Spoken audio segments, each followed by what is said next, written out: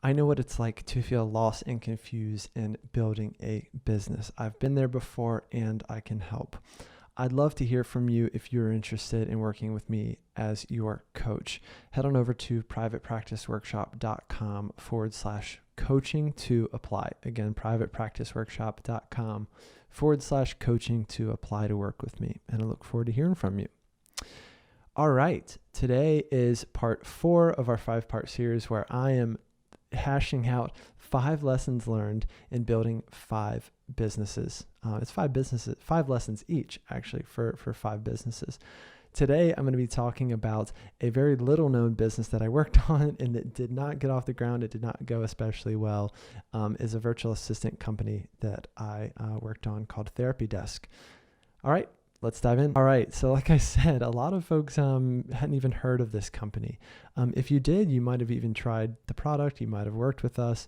And there might have been some good things about the business, but overall, I felt like it wasn't going where I wanted it to go. It wasn't delivering the high value that I want everything I do to deliver. So ended up moving in different directions with this business. But long story short, I worked with a business partner, amazing guy, great friend of mine. This business didn't get off the ground, but I think it's important to talk about these setbacks or talk about these flops in business, because for me, this is where the deepest learning happens. So I'm going to share with you a few of those lessons today. 5 lessons learned from building Therapydesk. It's a great name, by the way. And listen, the brand will likely be pivoted into something else before too long. So all that work was not for nothing. And you might see Therapydesk on the horizon before too long. All right. But in the meantime, 5 lessons I learned in building that business. Number 1, identify your margins and the potential revenue of a business first, right? Tim Ferriss, if you don't listen to Tim Ferriss, you probably should. He will not engage in a business idea or venture unless he has upwards of, I think, 7 or 8x. So that means if a product costs me $1, then I need to sell it for at least $8, right? Or more. Pretty big margin, and a lot bigger than a lot of the margins that we might be looking at in a practice or a group practice, etc. And it also depends on kind of how you look at the margin for what we do as therapists and trading time for money. So, looking at profit margins is more commonly used when we're looking at selling a physical product, right? But so in our case, it is a little bit different. But what I would have wanted to do in a service-based industry in this kind of business would be to look more into the kind of margins and potential revenue I could make from this business first and not after I'd already started. All right, so that's number 1. Look into it first, especially if it's a new, a totally new area for you or a new product or service that you're not sure kind of what it's worth yet or what your margins could be. Do that homework first before you dive into it. Number 2, only do what you love. Kelly Higdon told me one night when I was pretty stressed about the whole thing, just because you can do it doesn't mean you should. She sent that to me, and then she Instagrammed it herself and was like, look at the business advice I give out. She didn't tag me in it because she didn't want to embarrass me, but I thought it was pretty clever and I was glad she used it, and I put it on my Instagram as well. But, I struggle with that from time to time. I see an opportunity and I might be likely to just go for it. That's what makes me an entrepreneur. And that's what also can get me into some situations where I might be, a little over my head, right? Or in a situation where a business was not exactly working out for me or not going the direction I want it to. If you can hear my precious therapy dog, Lucia, barking, then you're welcome. Surprise guest on the show. That's Lucia. She doesn't like being locked in the other room, even when I'm recording. She knows I'm recording too. I told her, I sat her down. I was like, listen, I'm building an empire here. So you need to respect it. I'm kidding. And I'm incredibly dry, and so sometimes that doesn't always translate, or people think I'm serious, and that has backfired quite a bit in my life. Working on it, but also not really, because it's just kind of how I am, Yeah. I'm glad we talked. Number 3, be flexible and ready to pivot. Man, this is a huge one. there's something to be said about throwing money at a bad investment, right? Or this happens a lot with people who buy like a fixer-upper and then they get in over their head with it and they realize they're gonna have to spend a lot more money than they thought. And instead of backing out, they just keep throwing money at it. I'm not saying this is what I did, with Therapydesk or what we did, because it ended up pivoting into its own thing, which is great, and it's still working in its own right. But, Kelly Higdon just texted me and said, "How are you?" Kelly, I'm great. I'm podcasting though, and I should turn off my iMessage notifications. So I'm not saying that was the case for this business in particular, but I'm saying that principle definitely applies.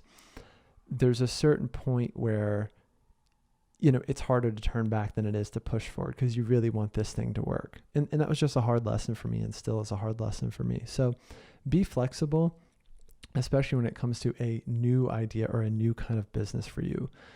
You don't know what you don't know. And there's going to be a lot of unknown and going into a completely new venture. So just be flexible, get help, talk it through with people that you trust, and by all means, be ready to pivot. Pivoting is a fun term that I overheard years ago in San Francisco when some slightly annoying tech startup bros were talking about their startup, and it really bothered me at the time. And I was like, what the heck does pivot mean? I was like, I thought they were talking about dancing or something, to be honest, which is kind of embarrassing now, but they were talking about, when a business takes a turn in a slightly different direction, or in this case, a lot of times a product will take a turn as you learn more and as the market changes. Oh man, I'm talking fast. Hopefully I'm not talking too fast for you, but sometimes it helps to just take a breath. So maybe I should do that.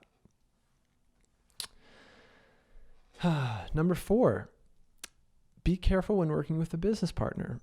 Again, my business partner for this business is fantastic. He's amazing. He knows so much more than I do, but it's just not a small undertaking to work with someone. So I think if you are starting a business with someone, think long and hard about it. I think it is hard to mix friendship with work at some point. I think the two just need to be separate. I think it's better for everyone. So think long and hard about it before you just completely dive into a new venture with a new business partner who is likely a friend. Number 5, know when to give up and know when to pivot again, right? So just know when enough is enough, right? Know when an idea is not working and be willing to admit it and say it. So again, this is kind of vulnerable because it's a venture that a lot of people don't know about. And again, it doesn't mean that this company isn't going to come back and do something else. I think it very may well do that soon. I don't know why that phrase tripped me up. That happens every now and then, like there's a word or a phrase and you're like, is that right? You're like, is yellow a word? Am I even saying that right? Am I even saying that right? You just get kind of tripped out and you're like, do I know English? And then you move on with your day and you're like this high achieving professional, this smart, wise therapist. I'm not calling myself that. I'm just saying you are a smart, wise therapist and you go back to being like, okay, I think I'm smart again. But yeah, know when to give up. So yeah, a lot of lessons learned in that business in particular. And the fun part is it was totally new. And the hard part was it was totally, totally new. And there were a lot of lessons to be learned. So, but if you have an idea, I would say just test it enough. Test it enough to know what you're getting into, what your margins look like, what kind of value the product really offers and how it's going to be different. And make sure you love it. Make sure you love it enough. One of my old professors used to say, in regards to our dissertation topic, it's got to keep you warm at night. And I thought, well, that's ridiculous because no corner of academia is going to keep me warm at night. But he was right. He was right. And I think ultimately it has a lot to do with your work and your passions. What kind of work is going to keep you warm at night? If it's therapy, keep doing therapy. If it's entrepreneurial stuff and doing all these ideas and online courses and podcasts, great, then do that. But don't feel obligated. I see a lot of therapists diving into all this stuff, not really knowing why they're doing it, or not really wanting to do it, but just feeling like, oh, I've got to generate passive income. I see other people doing it. Other people are making $500,000. And I just think it's a bunch of BS. I think it's not for everyone. And so in a way, I warn against it because I think it's a whole nother world. For me, becoming an entrepreneur, meaning branching out beyond a therapy practice, meant a feeling like going back to school in a way. So it's been a matter of kind of getting schooled by my experiences and my hard lessons over the past few years. I wouldn't trade it for anything, but also it's not to be taken lightly, and it's not for everyone. So it is what it is.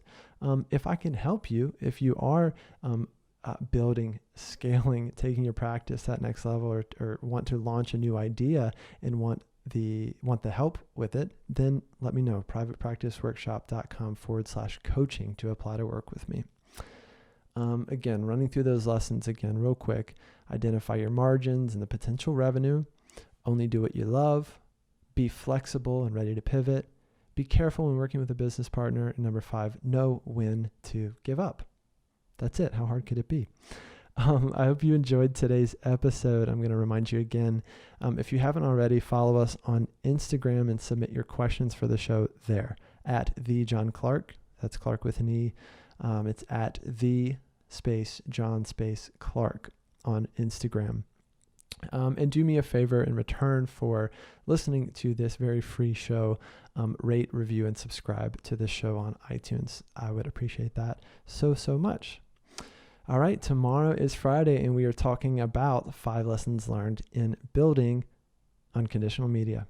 It's going to be a good one. I hope you have a great rest of your day, and I'll see you tomorrow. Cheers.